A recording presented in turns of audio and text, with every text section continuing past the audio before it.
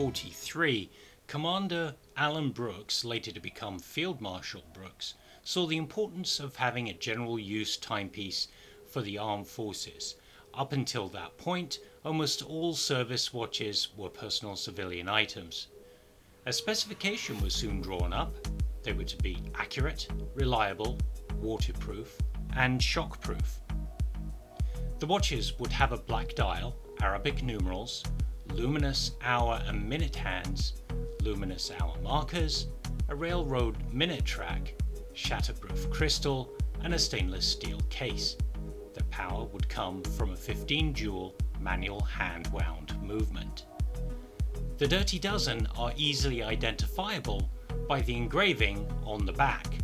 The 3 W's, which stand for watch, wrist, waterproof, identify as government property, along with the broad arrow found on their dials. As the war focused on other things, the MOD chose to offer the production to Swiss firms. Of those, there were 12 with production ability: Buren, Cyma, Eterna, Grana, LeCoultre, Lemania, Longines, IWC, Omega, Record, Timor, and Vertex. Each of the companies provided a production of watches that was commensurate with their production ability. As such, some produced fewer and are therefore more difficult to find. The Cyma example here is my watch, a replacement for one I found in Bermondsey Market while at watchmaking school, that I'd seemed to have lost track of. All in all, these were rather ordinary tool watches that were designed to survive the rigors of service. But there is something alluring about them, as many people have come to find. Perhaps it's their simplicity, manually wound, easy to read, and very durable for their time. The allure could not have escaped the brothers English, as the Bremont Broadsword certainly might be considered a great-grandson of these now iconic timepieces.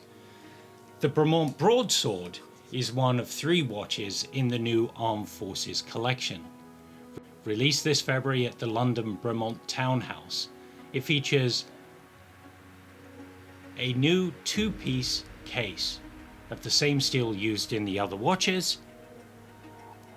The metal is heat treated and diffused with carbon and then bombarded with electrons.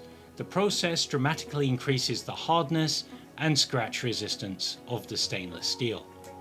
The case is 40mm with a lug-to-lug width of around 45. The lug spacing will allow you the comfort of accepting your collection of 20mm straps and NATOs if you get a bit bored of the khaki green sailcloth strap that comes as standard. The watch will sit at about 11mm off of the wrist and is just 3mm taller than its Cyma counterpart. It houses a BE95 2AV chronometer movement. The dial is matte black, using custom mint color superluminova and C1 superluminova filled hands. Now, the Broadsword does not have the coveted anti-shock system and Faraday cage, but neither did any of the Dirty Dozen. The case back is emblazoned with the 3 Armed Forces heraldic badges. This is the first time a partnership has been struck between the MOD, endorsing the efforts of a company whose product is intended primarily for civilian consumption. This marks a significant place in not only in Bremont's history, but in that of the MOD. That having been said though, I'm sure many of these pieces will end up on the wrists of active service personnel. Why not, after all? The Bremont Broadsword is priced at $4,300 Canadian.